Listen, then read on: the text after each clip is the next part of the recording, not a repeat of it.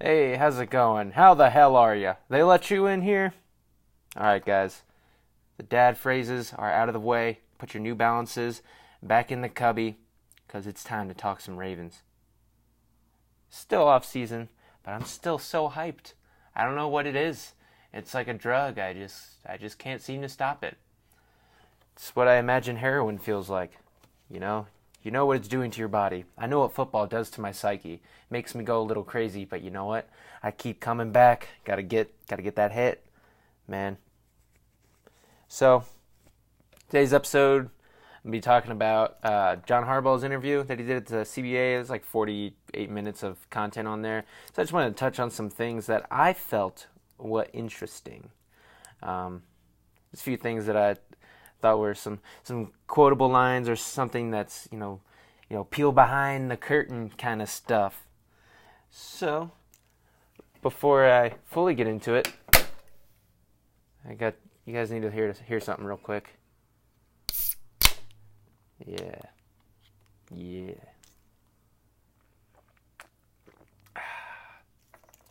It's taste of freedom. You know what that is? Happy Camper. It's literally what this beer is called. Happy Camper IPA. I'm an IPA fellow, so if you ain't about the IPAs, you should just stop listening now. No, you're fine. I'm just kidding. Don't want to offend anybody. Which brings me to my sponsor. This episode is brought to you by Feminism. Are you a director and trying to get your movie funded? Are you just not having any luck? Well, try Feminism, because nowadays no movie can be made without it. Yeah, I went and saw Captain Marvel. Pretty good movie. But I mean, man, at a certain point, it's like, all right, I get the fucking message. Women are better than men. Or, I mean, aren't they supposed to be equal? Isn't that what feminism is about? But, I get it. They've been stuck in second place for too long. And they feel that they need to be heard. I'm about it. I dig the message. I believe in it. But, I mean, I get tired of too much ice cream, too. I mean, that's... Like, it's too much. Enough is enough. It's tiring. The message is just tiring. Get a new message. Care about something else. I don't care. I'm not the one who screwed up your life. I always feel like I treated women with respect. I didn't objectify them. I've been to strip clubs, but, didn't girls agree to be there? Isn't that why they make so much money? Anyways, I'm going way off topic here. This episode is sponsored by Feminism, so I don't want to talk too much shit about it. Just slow your roll. Enough's enough. Slow your roll. Damn it. So, some things that I heard John Harbaugh talk about, or just I listened to it and then kind of just wrote down some notes on my new fancy iPad Pro using the Apple Pen. Can I just type? Yes, but I mean, I have the pen, so might as well just write on a really expensive piece of paper. So, something he touched on, he was talking about getting players inside the building before they're normally allowed to, or being able to talk to players outside of the rules. Because players now, they're not allowed to really talk with their coaches, I believe. It's kind of weird how they're not allowed to communicate, and it makes no sense to me. Like, why? They're your players, you pay them how much money, and they're not even allowed in the facility? That makes no fucking sense. And it's not like it would help some teams more than others. It would help every team equally. If anything, it would help teams in Texas and in Florida more, because most of the players are from there. I mean, just a lot of them, Texas and Florida, powerhouses for football. But I mean, I see no reason why this doesn't make sense. I think it'd be a great idea. Help develop your players. And John Harbaugh talked about, I don't know if it was in the same sentence, but maybe he was asked again. So maybe I'll go over my notes and see it there. But they need, give the kids a playbook. Let them learn a little bit more. Let them use the facility. Train with their staff. There's no downside to that. The only thing it does is it sounds like it hurts the players more than more than anything. And I mean, if the league's about its employees, I think they've kind of proven that they don't care about their employees, but it would be nice to see them, take one for the team. What's the downside here of letting teams speak to their players during the off season? What's the downside? Please, let me know. Too much communication. That makes no fucking sense to me.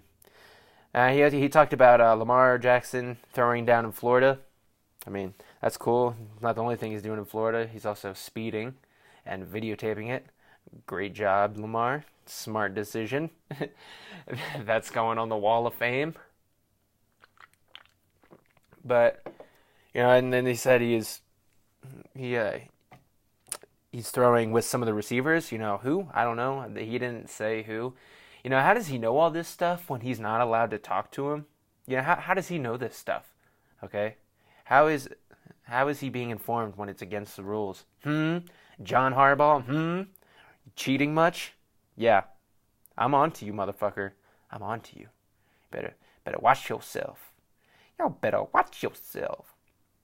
And you talked about the offense featuring Lamar. I already kind of knew that. I talked about it a bunch on here.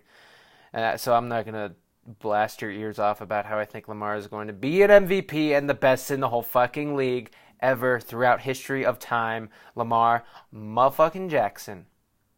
I believe in him so much. I kind of mentioned it in the last episode that I was going to do some like artwork kind of stuff. And I posted it on the Lamar Jackson on the Reddit, on the Baltimore Ravens Reddit. So if you want to, you can go check it out. It's up there. It's the only like cartoon version of Lamar that went up today. A few people thought it looked creepy. I mean, Lamar Jackson has a creepy face if you're just going off of hard features. And, I updated it a little bit more, made him a little bit less creepy, I think. But, I just posted it just because it's never going to be finished. That was the thing I kind of realized. Like, I kept, looking at it, changing tiny things. And so I was like, what, fuck it. I'm just going to post it. Not everyone's going to like it. But that was pretty cool. I think you can make, a shirt out of it or something. Maybe one day. But I thought I'd just post it out there. I have one where I got, ravens on his shoulders, too. Maybe I'll post that one. But, I just posted it, so... just real cool. But I want to get a third one because right now I only have 2 ravens. I want to get a third one because, you got to have Edgar Allan and Poe. It makes sense, right? But, so go and check it out and let me know what you think, man. It took quite a little bit. It was the second thing I made, or I guess second thing I worked on after I got this iPad. And then the first thing was the logo I made for the videos. So not bad. And then I made a logo for my little YouTube, the little icon. But I think I might end up using that as my logo just because it's cleaner, easier to see, it's brighter, it's not as busy. Which, is that a way to describe a picture? I sound like a fucking nerd. I don't know. It's a little too busy. You know what I mean? Yeah, I really like it, but it's too busy. Yeah, so... he talked about Corey Vedvik, and this is kind of an interesting storyline that I really thought it was interesting, coming from last year, because he was a really good kicker. It seemed like he was just as good as Tucker, kicking long bombs. Maybe not as accurate, but, stronger leg for sure. He can kick it way farther, and he could be a punter. I don't know if there's any rules against having your kicker and punter being the same guy, but, if there is a rule against it, wouldn't a loophole be say, hey, yeah, this D lineman, he's our punter. Yeah, he's listed as our punter, but he doesn't play punter. But you have your kicker punter. Yeah, I think there's a way around it. I don't know why I think there's a rule against it. I'm just pretty sure there is. I remember hearing something. But yeah, he was a guy who was definitely going to leave the team. And it was cool to hear John Harbaughs be pretty candid that goal is to have him traded. He thinks he's going to end up being traded or just keep him if Tucker ends up, shit in the bed. Competition's always good. But I think that was the plan last year. I thought that's why they hired that person to beat him up in the first place. Yeah, I said it. Conspiracy. No, I thought it was very strange, the timing of the whole thing, because it was like everyone was kind of talking about, man, we're going to lose Vedvik. That was just like a steal. And you could have, because he wasn't going to be on the team just because we had Tucker. But, you know, I thought like he was going to make the team as like an extra person just because of his value as like a trade asset, just because kickers suck in this league. Where's my fucking laptop like not charging? God damn it. Fuck you, technology. Yeah, so I thought, it was cool to hear him like actually say our goal is to trade him. Like, be pretty fucking candid. I mean, that's some of the most candid shit I've heard coming from a coach's mouth. I mean, they always give the political answer. Harbaugh does it too, but I was glad he, brought some realness to the conversation. It's pretty rare. Let's see, what else do you talk about? Oh, and his fucking good. Oh, what did you think about losing all those players? Good. Are you stupid? I mean, I get what the phrase is, but that doesn't come across as something good. Like you saying good to things like that doesn't come across as good. You're glad these happened? Good. Hey, John Harbaughs, how was your day? Good. Well, that one actually makes sense, but what'd you think of, I don't know, what's controversial now? What do you think of Donald Trump? Good. Okay, John Harbaughs. Good. All right. It's just, I think it's just such a it's a great message by itself, especially when it comes to that video. Super motivating. But when it comes to football, I don't know, buddy. I don't know. Doesn't really work that well. Not with football. Oh, we're doing terrible? Good. No, that's not good. Don't praise that. So, let's see. O-line up for grabs. Oh, I thought it said like in-line. I was like, what the hell did I write here? Yeah, so you're saying like O-line's up for grabs. I mean, I think just every position is technically. They just try to get the best players. But I just thought, because he mentioned it, saying like all of them can play. He like really went in depth about it, I thought. So it's O-line up for grabs, question mark? I don't know. I don't really know if it is. I think John Harbaughs is just kind of saying that stuff. I think it's more of a political answer when he was talking about that. I guess he talked to Lamar about his speeding. That won't happen again. I mean, you can't guarantee that, bro. Thinks the draft should be sooner. And I'm all about it. I mean, the offseason is already long. But the draft, man, it's one of the most fun and exciting things about the football season for me. I don't know why. Something about the unpredictability of the whole thing. Like some players, like if you're the one who discovered this amazing transcendent talent that everyone knows, who's the person who discovered that guy? It's like, I want to be that guy. Not really. I don't want to actually be that guy. But, like in my own head, I can be like, yeah, I knew about this. You didn't catch me off guard. I fucking knew. You're the dumb one. You're dumb. Huh? You're dumb. I can be ahead of the game and say, no, I knew. And then now that I'm recording this shit, I can say, yeah, just go back to podcast episode whatever. I said it, bitch. Believe that. So I think that'd be awesome if the draft was sooner. Just get it over with, man. I'm tired. I'm tired of all the hype. I just want it to fucking happen. Okay? And, Harbaugh, he gave good reasons. He doesn't want them just worrying about a 40 time for months at a time. Like, no. Stick to football. Keep your body in shape for football. Do football-related stuff, not testing stuff. Get your mind right. Get your body right for the season, because it's going to be a long season. I tell yous. Yeah, he was talking about wide receivers and stuff, and he specifically said, we need more draft picks. So, like I've been saying, and like most people have been saying, and hoping that they trade back, I think they definitely will. Do they trade out of that first pick? I don't know. What if they trade out of their third pick, or siphon off some of those picks that they're going to get next year, some of the comp picks that they're going to get next year. Knowing that they're going to get comp picks, so trade some of your regular picks. Just just so you can get some extra draft picks this year. Yeah, because I think someone's going to fall to 22, but it's do they take them? Do they take them? You know?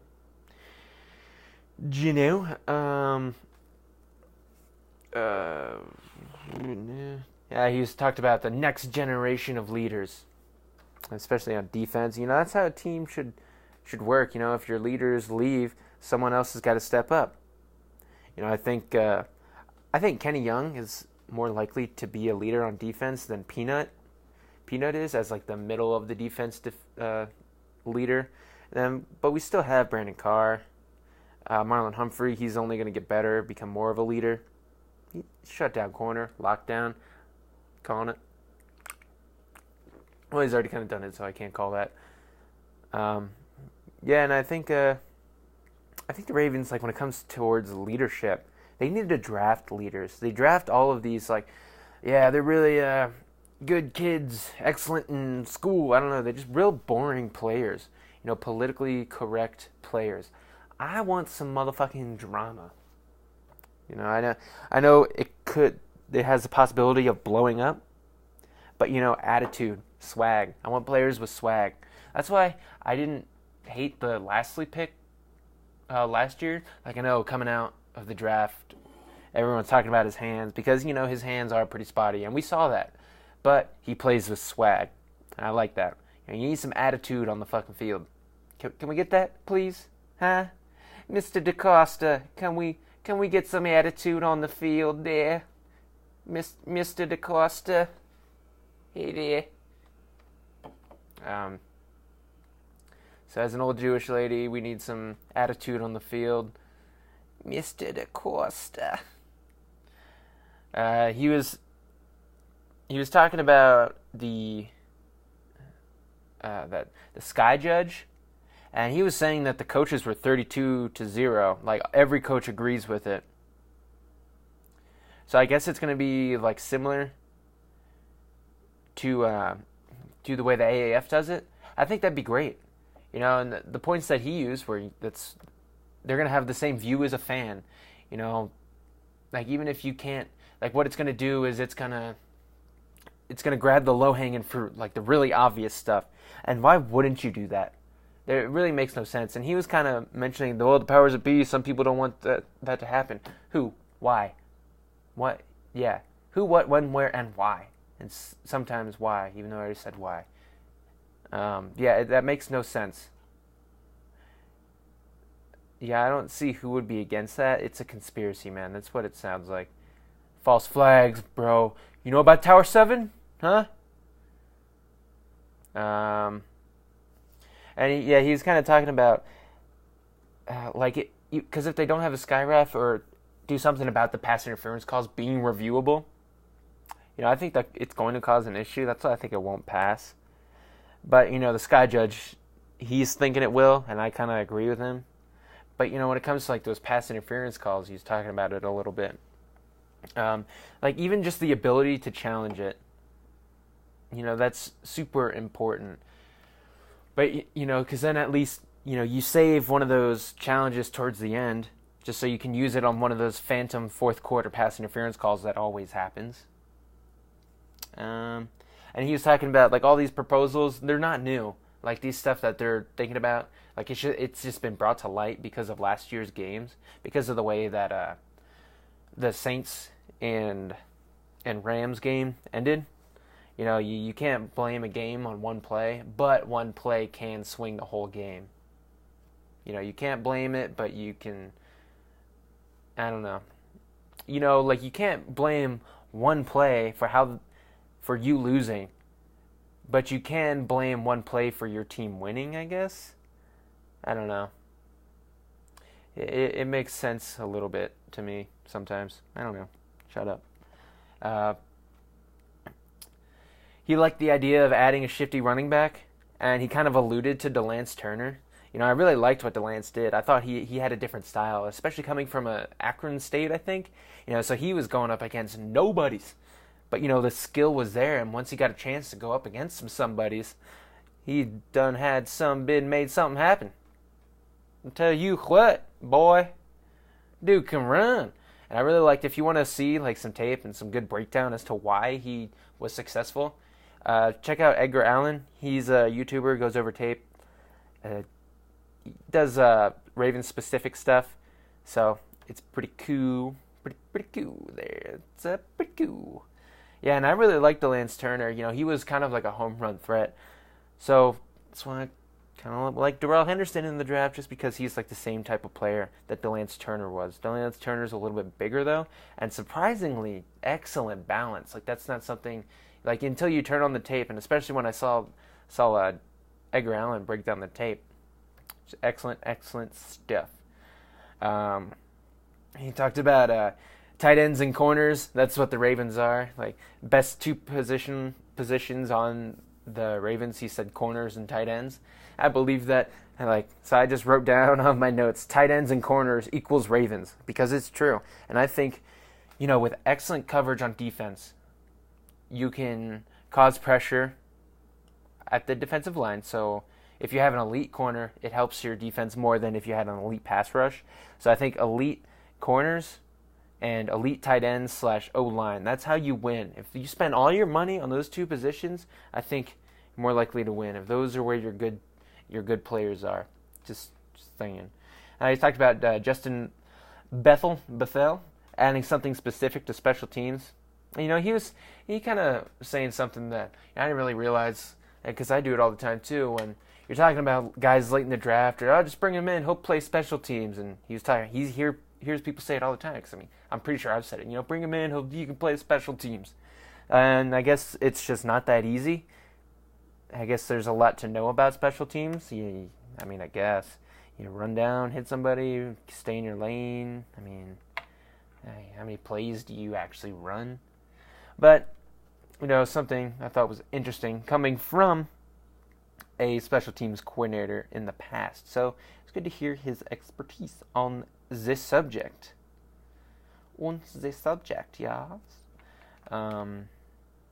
Yes. So like I kind of said before, mentioned he talked about coverage being more important than pass rush, and I kind of agree with that, because the argument is, if you cause extra pressure, your corners are going to play better. If your corners are really good, then it's going to cause your defensive line to be better.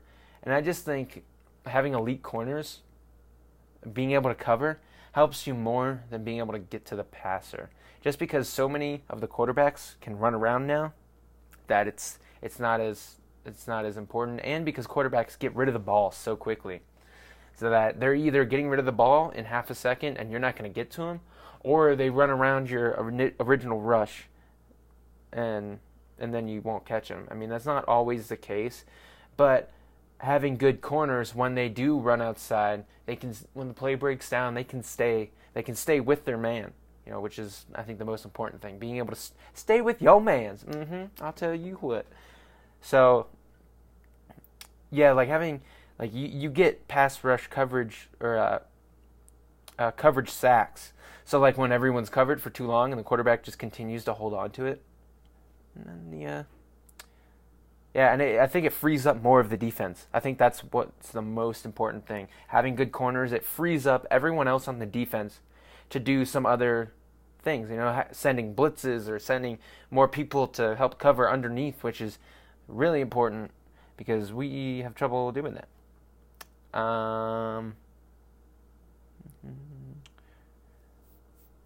Let's see, not going to be a certain type of receivers, but that makes no fucking sense.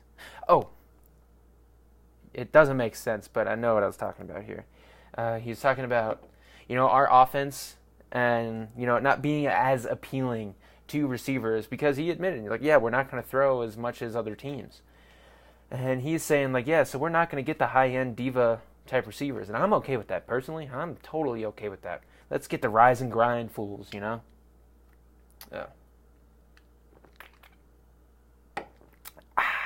Freedom, baby. So I think when he said that, because he also said some players didn't reach out. So I think they wanted to target somebody. My guess, it was going to be for Golden Tate.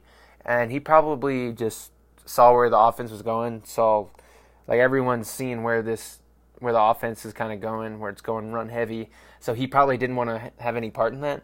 But John Harbaugh made the point, and I've made the point, that it's going to cause your receivers to be more open.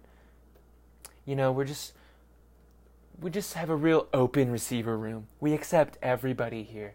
No, but I mean, it's a good point. Like, if you're a receiver, wouldn't you want to go to a place where you're always going to be open? Like, where you're always going to have one-on-one opportunities? I think that's a pretty good positive if you ask me that there, buddy. Your old bucko pal.